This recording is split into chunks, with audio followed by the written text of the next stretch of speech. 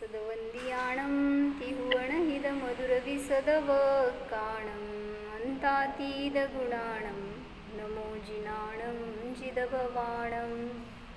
कुंदकुंदाचार्य भगवान की जय। पंचास्तिका संग्रहमध्ये गाथा नंबर 56 आहे. उदयेन वसमेण खयेण दुहिं मिस्सिदेहिं परिणामे जुत्ता ते जीवगुणा बहुसूयथे सुविधिन्ना. जीवाच्या 5 गुणांचं वर्णन करताना कर्मसापेक्ष वर्णन करतोय की कर्माच्या उद्याची अपेक्षा असताना ते औदैक भाव आहेत, क्षयोपशमाची अपेक्षा असताना क्षयोपशमिक, उपशमाच्या अपेक्षेने औपशमिक, मिश्र आणि पारिणामिक, जे की सगळ्या कर्माच्या निरपेक्ष आहेत. असे ते 5 भाव अनेक शास्त्रामध्ये अनेक प्रकाराने वर्णन केलेले आहेत असं सांगितलेलं. मग त्याच्यामध्ये जे औदैक भाव आहेत त्याच्यामध्ये जे 21 भेद आहेत त्यातल्या वेदरूप औदैक भावाचं वर्णन बघत होतो आपण. वेद कर्माच्या उदयाचं निमित्त असताना कुठले? स्त्रीवेद, पुरुषवेद, नपुंसकवेद. तिन्ही कर्माच्या उदयाचं निमित्त असताना जीवाला जे भाव होतात त्याला म्हणलं वेदरूप औदैक भाव. मग पुरुष वेदाच्या निमित्तामध्ये स्त्रीशी रमण्याचे भाव, स्त्रीवेदाच्या निमित्तात पुरुषाशी रमण्याचे भाव आणि नपुंसक वेदाच्या निमित्तात दोघांशीही रमण्याचे परिणाम असतात.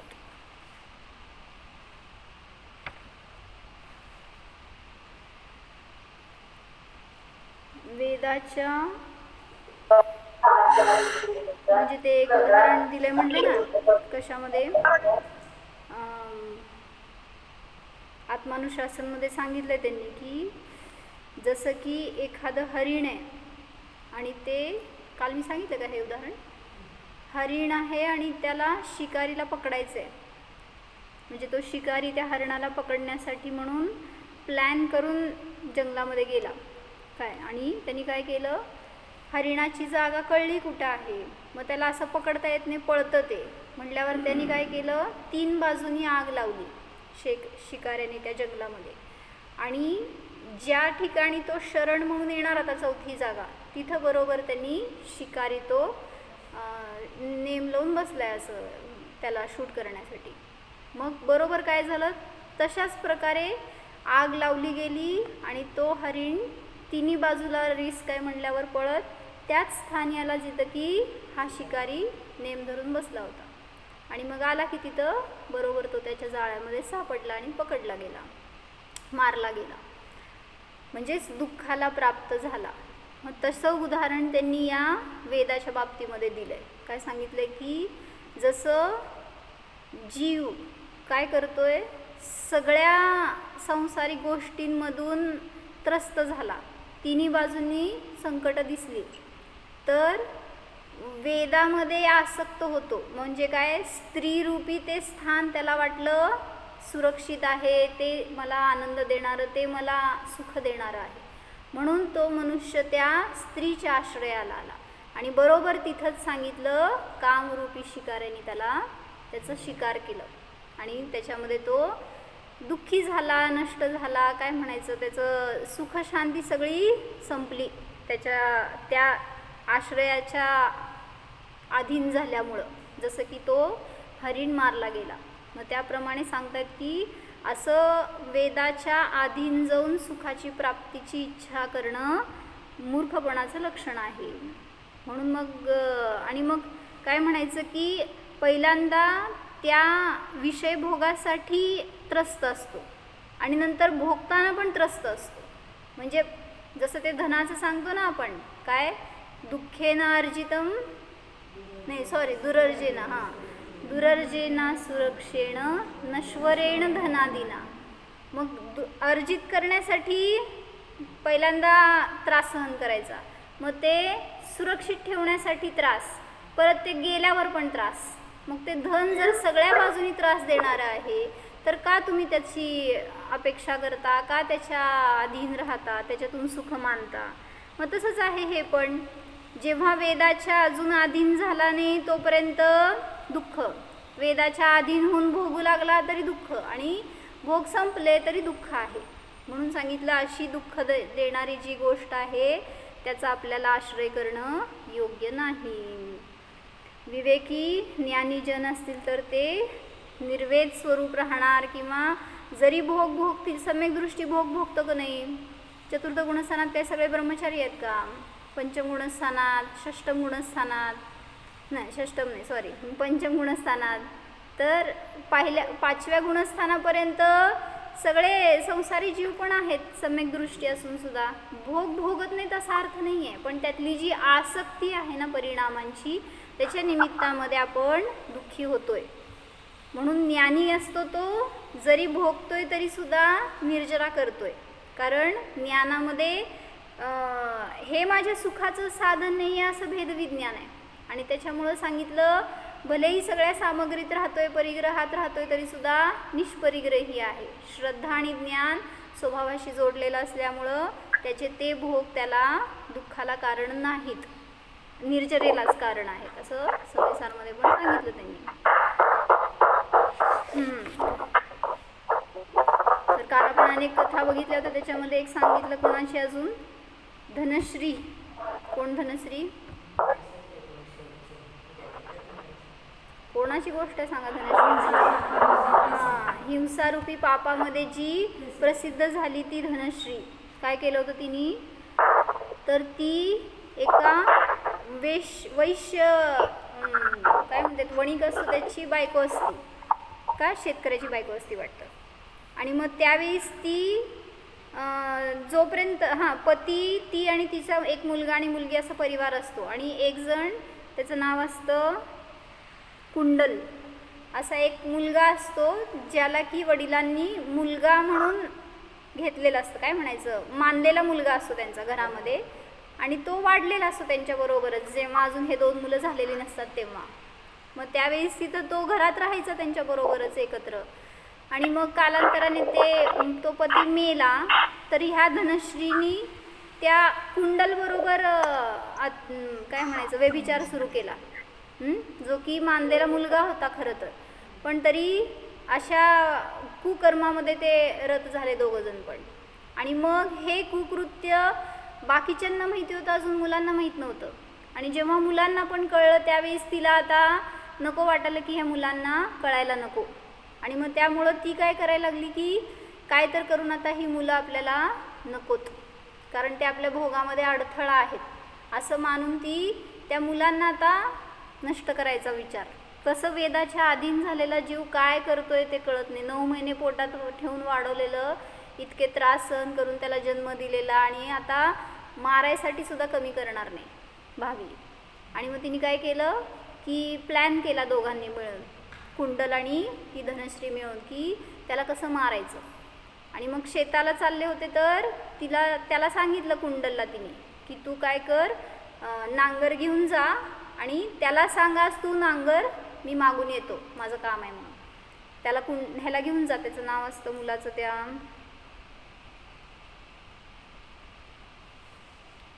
काय तर त्याचं नाव असतं. आणि मग त्याला पुढं नांगरट करत असताना तू काय कर, मागून दुसरं नांगर घेऊन जा, आणि मग त्या बैलांची दोर लूज कर की ते बैल पिसाटवून असं त्याच्या अंगावर जातील आणि ते शिंग उचलून त्याला मारून टाकतील, म्हणजे तुझ्यावर पण आळ येणार नाही आणि आपलं काम पण होईल. असं काहीतरी प्लॅन ठरवलं, आणि बरोबर हे सगळं प्लॅन मुलीने ऐकलं का? बरं, मुलीने ऐकलं आणि त्यांनी मुलाला सावधान केलं. मग त्यावेळेस तिथं तो गेला, ठरल्यासारखं नांगर घेऊन शेतात गेला आणि पुढं नांगराला जोडला होता, आणि ते नांगरट करणार होता ना. मग काय सांगितलं, तिथं तो लपून बसला काहीतरी, आणि काहीतरी असं ते स्टॅच्यू टाईप ठेवलं, तर यांनी तलवार मारायला उगारली, आणि तो मारलं तर ते समोर काय नव्हतं, स्टॅच्यूच होतं ते. तर त्यावेळेस तो मागून येऊन याच्यावर वार करतो आणि तो तिथं मरतो, कुंडल. आणि मग ते तलवारीचं चाक काय म्हणायचं, रक्ताळलेली तलवार घेऊन तो घरी आला, मुलगा. आणि मग ते बघितल्यावर त्या आईला इतका राग आला की तो मेला हे समजलं ना, हा मरायला पाहिजे होता मुलगा, तर तो मेला. म्हटल्यावर काय म्हणायचं, भोग तुटले की असा अस्थिर होतो जीव आणि मग काय विवेक राहत नाही आणि काहीही करेल. आणि मग तिने त्याच तलवारीने त्या मुलाला मारलं.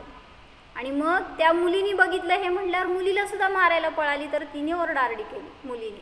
आणि मग येऊन त्या कोतवालाने तिला धरलं आणि मग तिला नेलं राजाकडं. तर राजाने तिला पनिशमेंट म्हणून इतकं कुकर्म केल्याचं प्रायश्चित्त म्हणून तिला तिचं नाक कापलं, तिचं कान कापलं आणि गाढवावर बसवून तिला राज्याबाहेर काढलं. कशाची फळ मिळालं म्हणजे असं इतकी अधीनता आपली योग्य नाही.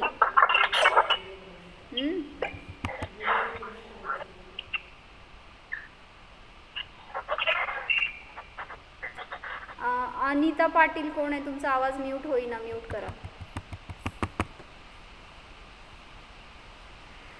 तर ते एक सांगितलं. आणि तशीच त्या अब्रह्मामध्ये कोणाची कथा प्रसिद्ध आहे म्हणजे ब्रह्मचर्याच्या विरुद्ध अब्रह्मरूप पापामध्ये यमदंड कोतवाल म्हणलं ना, त्याची एक कथा प्रसिद्ध आहे. तशाच प्रकारची आहे. त्यांनी पण आपल्या मातेशी संभोग केला आणि मग त्या कुकर्मामध्ये त्याला पण अशाच रीतीने दुःख भोगावं लागलं. म्हणजे कसं वेदाच्या मध्ये आंधळा होतो जीव आणि काही भोगायला सुद्धा मागं पुढं बघत नाही, त्याच्यासाठी ती कथा सांगितली. तर मला ह्याच्यामध्ये काल मी तुम्हाला अभ्यास करायला सांगितलं होतं. काय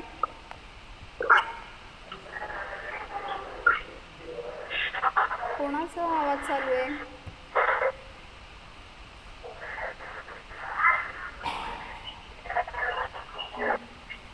वेदरूप औदैहिक भावाचे दुष्परिणाम कुठले? चला पटापटा सांगा.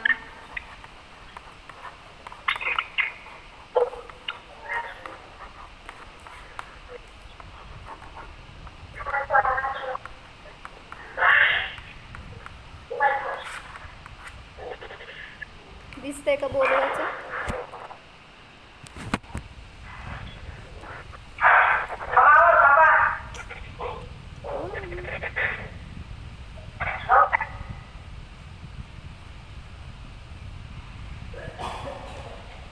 चला बोला. हां, विवेक नष्ट होतो. पुढं पटापटा बोला. सतत आकुलता असते. आकुलतेची उत्पत्ती, वृद्धी आणि त्याच्यामध्ये नाश, जीवाचा नाश. अजून रागद्वेष होतात सतत.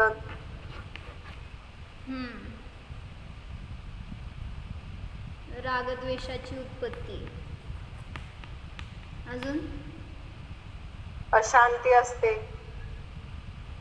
बरोबर, अशांती ह्याच्यातच घालते आता. अजून विवेक नष्ट होतो, मध्येच लावायचं, मदोन्मत्त होतो. आपण ते वेग लावले होते ना. अजून वेग काय काय लावले होते ते पण इथं लागणार. अजून काय सांगितलं होतं? सगळ्यात मोठं सांगितलं कारण काय समयसारमध्ये, जो कुशीर सेवन करतो तो स्वाधीन राहत नाही. स्वाधीनता नष्ट होते, पराधीन होतो तो.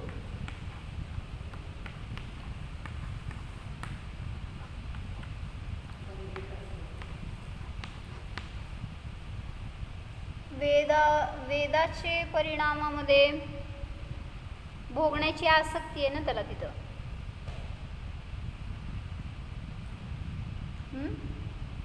आसक्तीने आंधळा होतो.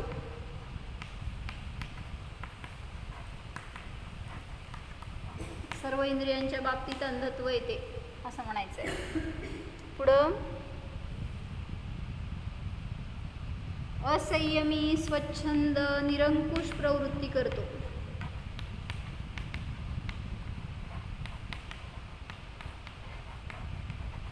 कोणाची ऐकायची तयारी नसते किंवा जे आपण करतो तेच योग्य आहे असं भासू लागतं. त्यामुळं त्याचं वेगळंच जग उत्पन्न होतं त्यासाठी.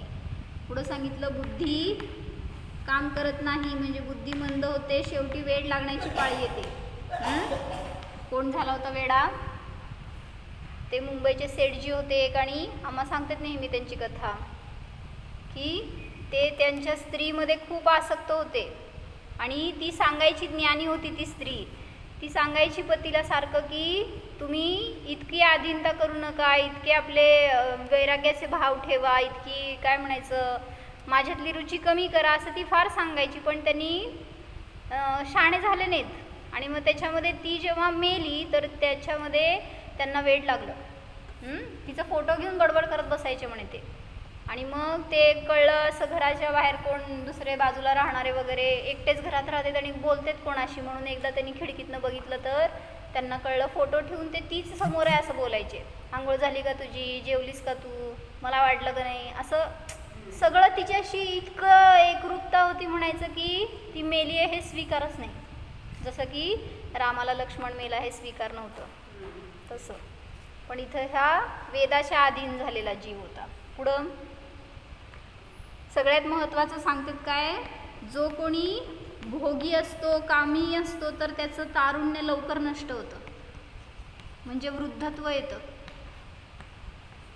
बघा की असं नखाचं तेज कमी होतं आहे. जे कोणी आसक्ती असते ना, ज्याला परिणामामध्ये खूप अतिभोगी आसक्त जीव असतो ना, त्याच्या शरीरावर पण तेज नसतं, एक कांती नसते, आणि इवन ते नखसुद्धा निस्तेज असतात.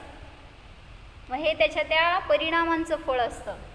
तारुण्य नष्ट होते, तेज, कांती सगळी नष्ट होते शरीरावरची.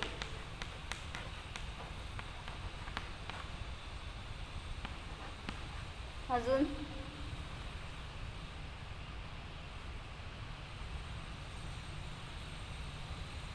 शारीरिक, मानसिक, आर्थिक सगळ्या रीतीने नुकसान आहे. एकच नाही तर सगळ्या साईड्सनी अटॅक आहे तिथं. जसं त्या हरिणीवर शारीरिक, मानसिक, आर्थिक, पारिवारिक, संयोगिक सगळ्याचा नाश.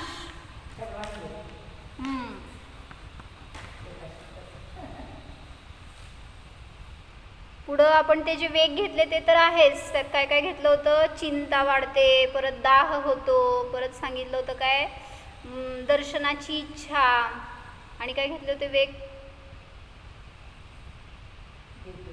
दीर्घ उच्छ्वास, परत अरती परिणाम, शारीरिक दाह सांगितलं की, आणि वरून मंदाग्नी घेतलं होतं. म्हणजे जे रोगाला काय म्हणायचं सगळ्या रीतीने रोगी होतो तो, म्हणजे एक मानसिक शारीरिक म्हटलं ना तर सगळ्या रीतीने रोगाचं स्थान आहे ते, हे असे परिणाम भोगाचे.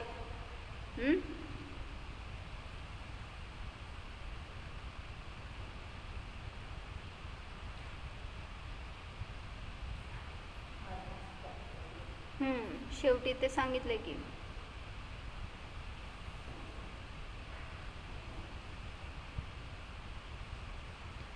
कुशील सेवनाने किंवा त्या सेवनच्या परिणामाने ज्ञान नष्ट होतं, ज्ञानाचा घात होतो. म्हणजे सम्यक ज्ञान असेल तर ते नष्ट होतं, कारण सम्यक ज्ञानीला कुशील सेवनाचे भाव नसतात, आणि जो कुशील सेवन करतो त्याला सम्यक ज्ञानाची प्राप्ती होत नाही. म्हणजे काय म्हणायचं योग्य अयोग्याचा निर्णय करणारच जेव्हा सम्यक ज्ञानाची प्राप्ती होते त्यावेळेस. त्यामुळं तिथं त्याला मग हे कुशील सेवनाचे भाव होणार नाहीत. आपण म्हणतो की सप्तव्यसनीला सम्यक दर्शन होऊ शकतं, पण सम्यक दर्शन झाल्यावर सप्तव्यसन राहत नाहीत. जसं कोण होता तो अंजन चोर, वेश्याच्याच मागं होता ना, त्याच्याच तर निमित्तामध्ये तिला हार आणून द्यायचा होता म्हणून गेला होता राजमहालात चोरी करायला, आणि मग सैनिक आले आणि ते तिथून त्याची स्टोरी बदलली सगळी. मग तिथं नव्हता का तो वेदाच्या उदयामध्ये, त्याला उदयिक भाव नव्हते का, तिलाच सगळं द्यायचं म्हणून तर जीवाची पर्वा न करता राजमहालात गेला चोरी करायला. म्हणजे कशाचाही विवेक राहत नाही, आपल्या जीवाला धोका आहे, ह्याच्यामध्ये आपण काही पण होऊ शकतं, आपलं सगळं विसरून जातो, आणि मग ते मिळवण्यासाठी, ती पूर्ती करण्यासाठी म्हणून सगळ्या रीतीने धडपड करतो. अजून भरपूर केलेत नाही, तेवढे तुम्ही विचार करत काढा अजून.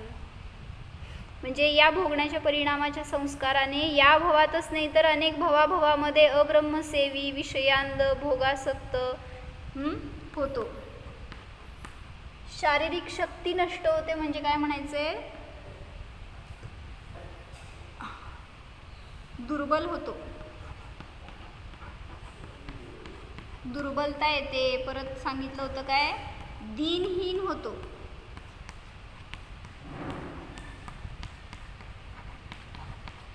कारण त्या भोगाच्या निमित्तामध्ये पैसा जाणार, शरीराचं शक्ती जाणार, परत वेळ जाणार. मग कुठं तुम्हाला कमवण्याचं भान राहणार आहे का साचवण्याचं का काय, सगळा विवेक नष्ट होतो. त्यामुळं दीनता येत जाते. ते मिळवण्यासाठी मग कोणाच्याही कसंही अधीन होतो. काय म्हणायचं, त्या वेश्येला लाचार होतो.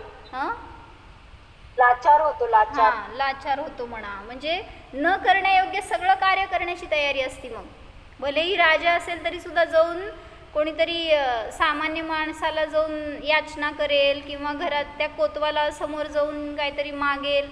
म्हणजे शेवटी पूर्ती करण्यासाठी, जसं ती राणी असून सुद्धा त्या कुबड्याच्या अधीन झाली आणि म्हणाली मला सुख दे. म्हणजे आपली पात्रता, आपलं पद सगळं विसरून जातो आणि दिनहीन होतो.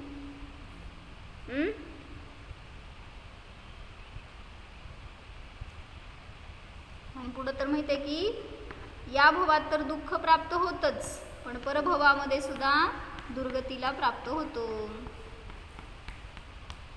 दुर्गतीचे दुःख भोगावे लागते आणि शेवटचं फळ काय, मरण. दुष्परिणाम सगळ्यात मोठा.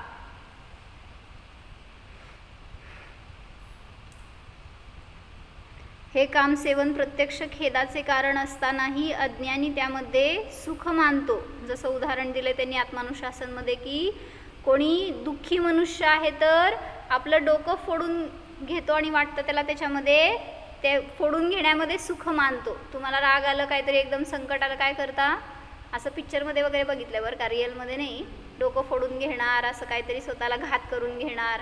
मग त्याच्यात सुख आहे का, उलटं त्याचं टेन्शन वेगळं, परत तुमच्या डोक्याला पट्टी मलम करत बसा, त्याचं काम वेगळं. पण हे नाही कळत. म्हणजे सांगितलं असं अविवेकी होतो आणि नसलेल्या ठिकाणी सुख प्राप्त करण्याचे प्रयत्न करतो. त्यामुळं सांगितलं हा वेदाच्या अधीन असणारा जीव अशा प्रकारे सगळ्या दुष्परिणामांना प्राप्त होतो.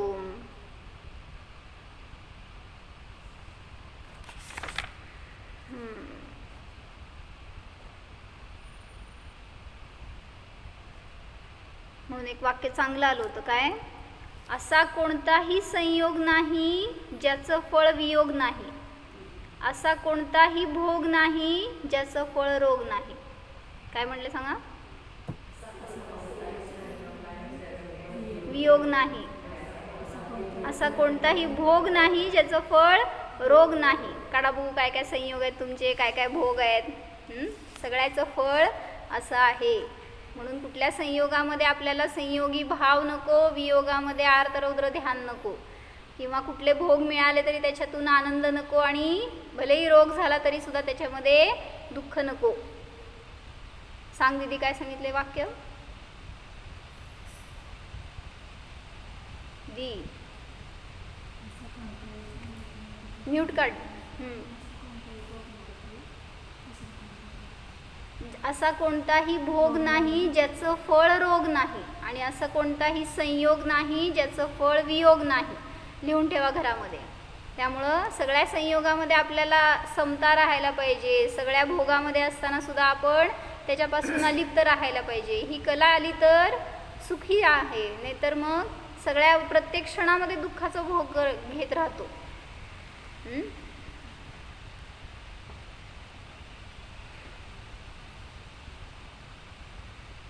असं म्हणलं म्हणून एकदा अम्मांनी सांगितलं होतं की ते जे मुनिराज असतात तर ते या वेदाला जिंकून कसं मुनित्व प्रकट केले असणार. म्हणजे काय म्हणायचं, पहिल्यांदा ती परीक्षा करतात. जे दीक्षा घ्यायला आलेले असतात ना दीक्षार्थी, तर त्यांना कुठल्या अशा दृश्याने किंवा काय म्हणायचं वाक्याने, कुठल्या तरी कथनाने वेग उत्पन्न होतो का वेदाचा. जे मुलं दीक्षा घ्यायला जातात त्यांना असा जर वेदाचा वेग असेल तर दीक्षा घेऊन काय उपयोग. दीक्षित झाल्यावर काय करू शकतो.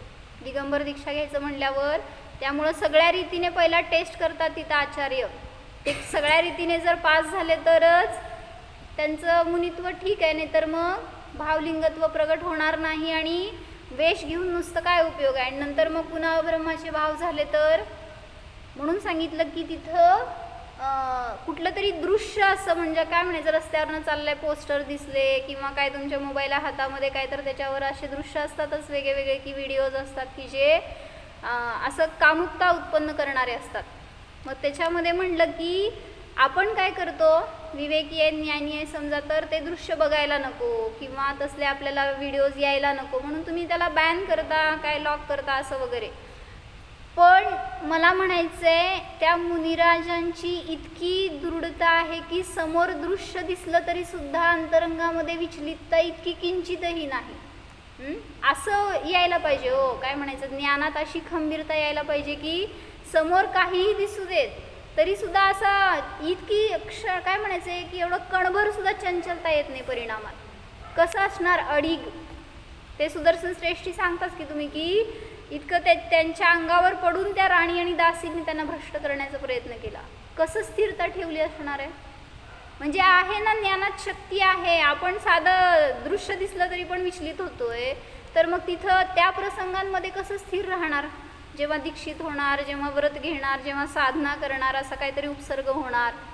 म्हणून आत्ता आहे ना, घरामध्ये आहे, काय म्हणायचं, अजून असंयमी आहात तरीसुद्धा संस्कार हे करा ना आपल्यावर की आपल्याला ब्रह्मचर्याची साधना करायची आहे. जेव्हा केव्हा पण मी होईन मुनी तर असे माझे परिणाम अडीग राहायला पाहिजेत. तुम्ही केवळ ज्ञानी कसं होणार हो. केवळ ज्ञानींना काय नाही दिसत. तुम्ही ते काय म्हणते डिलीट करून टाकाल व्हिडिओ, नाहीतर काय म्हणायचं त्याला बॅन करणार किंवा ते बघणार नाही, बंद करून टाकणार फोटो वगैरे तसले काय. तुम्ही असं करू शकता. केवळ ज्ञान झाल्यावर काय काय बंद करणार. दृश्य सोडा, सगळं काय म्हणायचं जे प्रत्यक्ष चालू आहे सगळ्याच एका वेळी उपत दिसायला लागले. 3 लोकात काय काय चालू आहे ते. आणि मग आता सांगा ज्ञान कसं स्थिर, कसं दृढ राहिलंय. काहीच नाही, काही होऊ दे समोर, अशा ज्ञानामध्ये आहेत ते मस्त भोग घेत आहेत आपल्या ज्ञानाचा. आणि त्याच्यामध्ये जो आनंद आहे ना तो बाहेर कोणाला मिळत नाही हे त्यांना विश्वास आहे. आणि तसा तो काय म्हणायचं आपल्यापेक्षा सुद्धा महाआनंदाचा अनुभव करतायत. आणि आपण असल्या तुच्छ बाह्य कुठल्या तरी गोष्टीमध्ये अडकून त्याच्यातून आनंद मानण्याचा प्रयत्न करतोय. म्हणून म्हटलं की जागे व्हा. जेव्हा आता ज्ञान झालंय तेव्हा तरी सगळ्यापासून विरक्ती ठेवा. आम्हा सांगतात ना नेहमी की पुत्र उत्पत्तीपर्यंत ब्रह्मचर्य अब्रह्माचं सेवन आहे. त्याच्यानंतर सुद्धा सांगितलं जर तुम्ही कुशील काय म्हणायचं अब्रह्म सेवन करताय तर आसक्त जीव आहात आणि नियमाने त्याचं फळ तुम्हाला दुःख मिळणार आहे. म्हणून सांगितलं की मग ते त्या भोगाचे भाव असतात ज्याला, तो त्याच्यातून काय म्हणायचं जर त्याला विरक्त केलं. जसं एकदा आले होते एक जण नवरा बायको आम्मांकडं आणि म्हणजे त्यांची सरळता होती बरं का परिणामात, पण असं एक घटना चुकून घडली होती आणि असं चातुर्मास स्थापना का काहीतरी असेल आणि त्यावेळेस ते सगळे दर्शनाला आले होते. आणि मग आम्हांच्या समोर बसले आणि म्हणले आम्हाला नियम घ्यायचे आहेत. आणि मग असं सामान्य सगळे आलेले हा नियम घेतात, 4 महिने ब्रह्मचर्य पालन करतो वगैरे असं काहीतरी, वर्षभराचा हा नियम असं वगैरे घेतात, कांदा लसूण बटाटा पालेभाजी खाणार नाही अशा टाईपचे. आणि ते येऊन बसले समोर आणि म्हणले की आम्हाला नियम घ्यायचा आहे. असं नुसतं म्हणले तर आम्हा तोपर्यंत कोणाशी तरी दुसऱ्यांशी बोलत होत्या, लक्ष नव्हतं. आणि मग झालं बोलून की म्हटल्या म्हणा पंचपरमेश्वरींच्या साक्षीने 4 महिने मी ब्रह्मचर्य पालन करतो. त्यांना तो नियम घ्यायचा नव्हता. आणि मग आम्हा सांगितले म्हणल्यावर बरं म्हटलं, ते घेतला, ग्रहण केला. आणि बाहेर आल्यावर मग सांगितलं आम्ही ब्रह्मचर्यासाठी नव्हतो बसलो, कारण ते काय पालेभाजी खाणार नाही म्हणून घेणार होतो नियम. आणि मग नंतर आम्हाला सांगितलं त्यांनी असं असं हा नियम नव्हतो घेणार, पण आम्हाला घेतला तरी पण काय बाधा नाही आहे असं. म्हणजे मला म्हणायचं आहे की त्यांचं पात्रता अशी होती म्हणा की त्यांना हा नियम मिळाला आणि त्यांनी आनंदाने स्वीकारला. असं काही नव्हतं की का दिला असं देत असतात का. म्हणजे हां, जे पण नियम संयम घेताना आपल्याला जर उत्साह असेल, आनंद असेल, त्याचं फळ चांगलं आहे हो. आणि तेच असं कसं दिला विचारलं पण नाही आम्हाला. हां, असं ते लाईन लावले होते सगळे कोण कोण नियम घेताना आणि त्यात हा नियम मोस्टली सगळे तेच घेत होते. म्हणून त्यांना वाटलं तेच नियम घ्यायला बसलेत, म्हणून ते आपलं सरळ सकट त्यांना पण तोच नियम घ्यायला सांगितला. पण तिथं आम्हांचा पण भाव जबरदस्तीचा नव्हता आणि त्यांनी पण जे काय झालं त्यात स्वीकार केला. म्हणजे मला म्हणायचं आहे, ज्याचं उपादान चांगलं असतं ना त्याला असा गुरु भेटतो, नियोग भेटतो असा. मग ते कशासाठी सांगत होते? नाही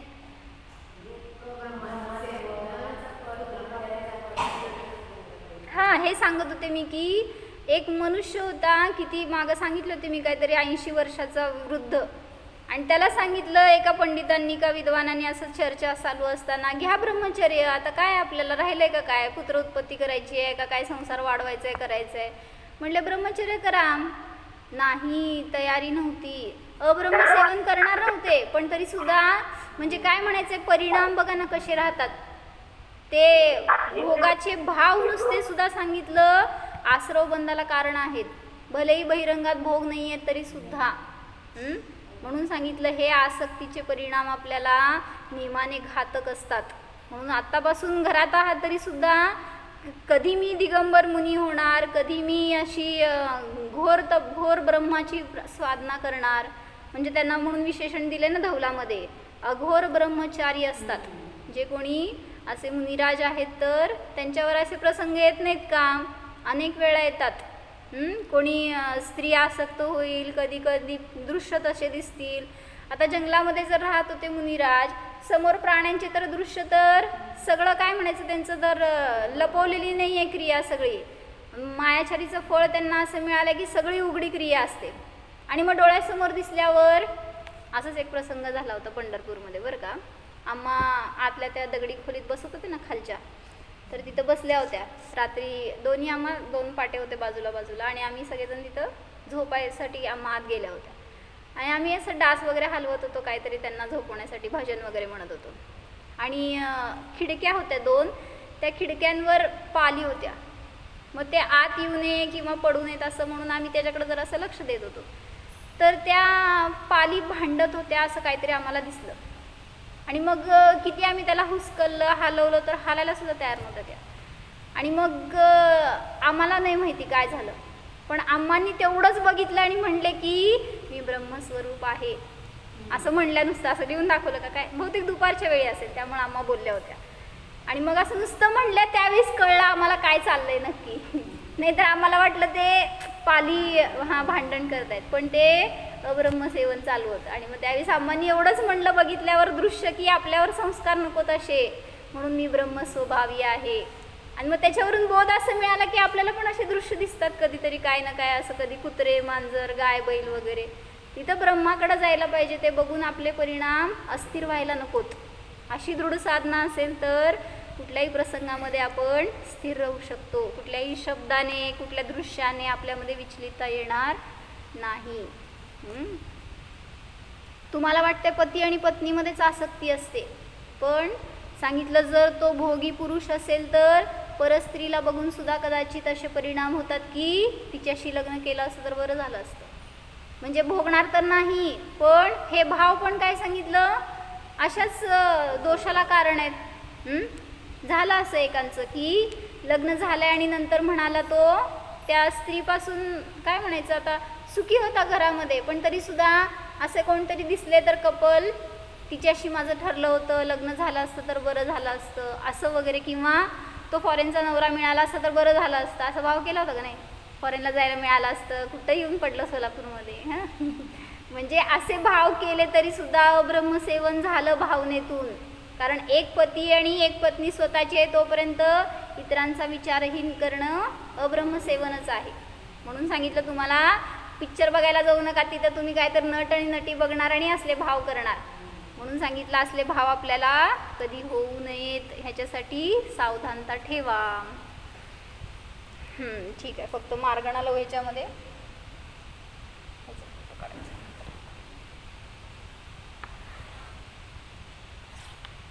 जास्त नाही आहे त्याच्यात काय मार्गणेमध्ये फरक आता, कारण 3 वेद सगळ्या मार्गणांमध्ये जवळपास बसतात. कुठल्या मार्गणा गतीमध्ये नाही लिहिता येणार मला, हे फोटो काढायला पुसून टाक.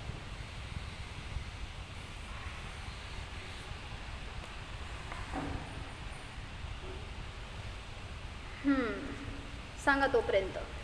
गतीमध्ये 4 गती आहेत, त्याच्यामध्ये किती वेद? भाभी बोला. मनुष्य गतीमध्ये किती वेद असतात? 3 वेद. तिर्यंच्या गतीमध्ये 3 वेद. देवगतीमध्ये 3 वेद. कुठले 2?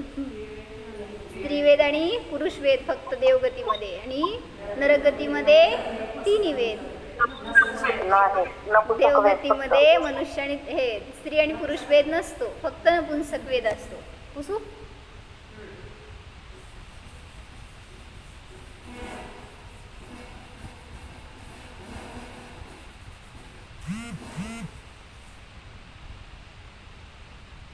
गतीमध्ये मनुष्य गती 3 वेद, तिर्यंच्या गती 3 वेद,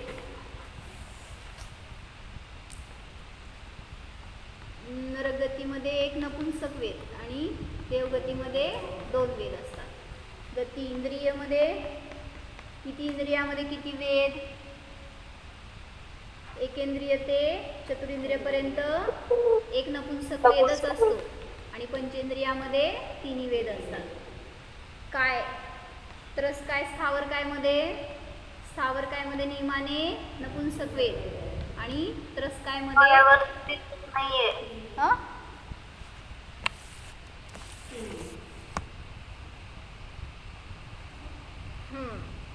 त्रस कायमध्ये 3 वेद असतात. पुढं गईंगे सुकाय जोगे योगामध्ये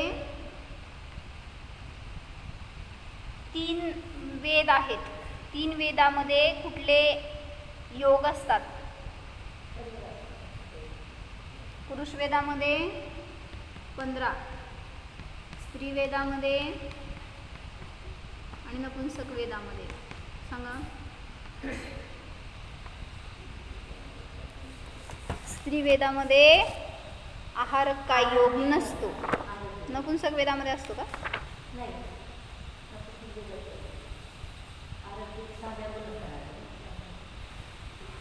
मग नपुंसक वेदी नाही आहे का? 6व्या गुणासना भावयोग चालू आहे ना आपला.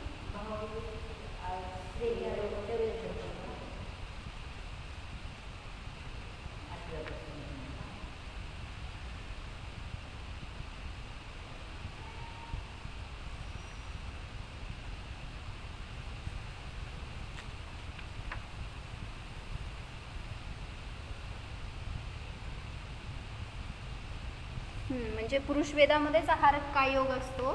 स्त्री वेदामध्ये 13 आणि नपुंसक वेदामध्ये तर त्याच्यात पण 13 आहे.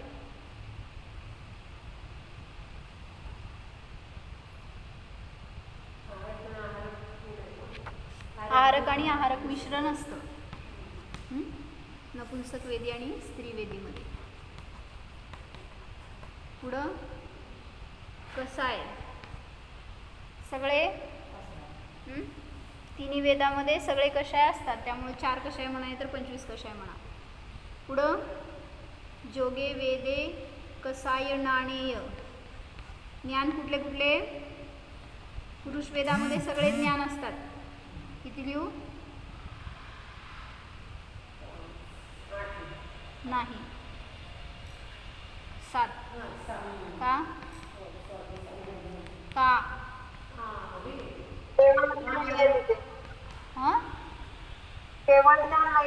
केवल ज्ञान नाही. पुरुष वेदीला केवल ज्ञान नसतं, माहित आहे का? अवेदीला असतं.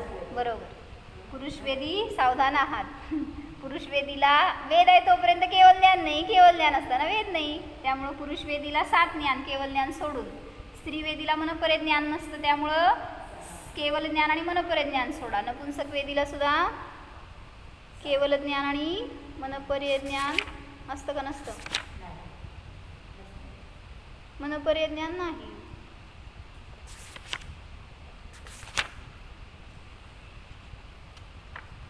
मग ह्याची गुणस्थानं कमी दाखवलेत की 5 पर्यंतच दाखवलेत नपुंसक वेदीची.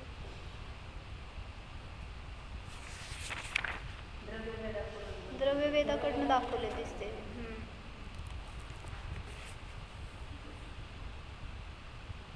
मग काय म्हणायचं? द्रव्य वेदीला नाहीये मनपर्य ज्ञान.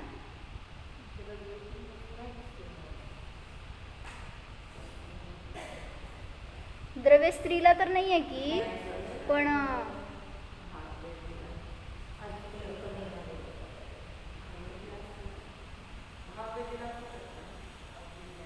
श्रेणी चढतो म्हटल्यावर असू शकतं, पण ह्याच्यामध्ये कथन घेतले ते आता द्रव्यवेदाची अपेक्षेने सांगायला लागले की जो स्त्रीवेदी येतो तर 5व्या गुणस्थानाच्या वर चढणारच नाही, नपुंसक वेदी सुद्धा नाही, तर म्हणून भाव नाही इथं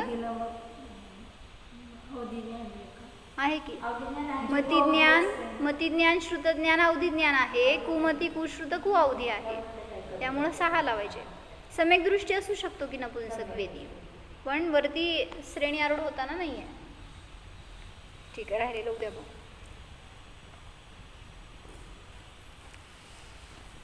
काय आहे का अजून याच्यात विशेष? झालंय जवळपास. सामान्य लावून सांगू का लगेच? परत हे एवढंच विषय राहते, संपलाय वेद. कसाय नाणीय संयम सूक्ष्म सांप्राय यथाख्यात सोडून बाकीचे सगळे संयम लावायचे. कुठले सांगा पटापटा? संयमामध्ये असंयम, संयमासंयम, पुढं सामायिक छेदोपस्थापना, परिहार विशुद्धी, म्हणजे हे 5 संयम आहेत. कसाय नाणीय संयम दंसण, केवल दर्शन सोडून 3 दर्शन, दंसण लेसा 6 लेशा असू शकतात, पुढं 3 लेशा आणि पुढे 1 लेशा असू शकते. कुठं? भाव शुक्ल लेशा सांगताना. पुढं दंसण लेसा भव्या, भव्य अभव्य दोन्ही असू शकतात. संमत, कुठलं सम्यक्त्व लिहू? 6 प्रकारचं सम्यक्त्व असू शकतं. कुठले 6 प्रकार? सम्यक्त्वाचे 6 प्रकार कुठले? मिथ्यात्व, सासादन, मिश्र, औपशमिक, शायपशमिक आणि क्षायिक. भव्या संमत संज्ञा आहे का असंज्ञा आहे? दोन्ही पण आहे. सन्नी आहारे, आहारक आहे का अनाहारक आहे? दोन्ही पण असू शकतो. तर अशा प्रकारे वेदामध्ये सगळ्या रीतीने कथन करून सांगितलं, जेणेकरून की आपल्याला त्याची आधीनता नको, अशा उदैक परिणामामध्ये आपला उपयोग जर अडकला तर निमाने आपण त्याच्या दुःखाला प्राप्त होतो. ओम जाणा.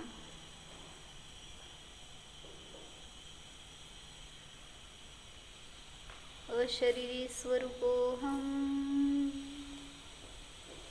अलिंग ग्रहण स्वरूपोऽहम्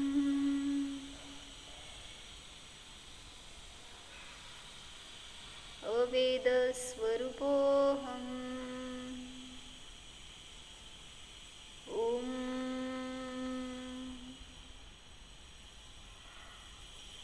विसर्जन.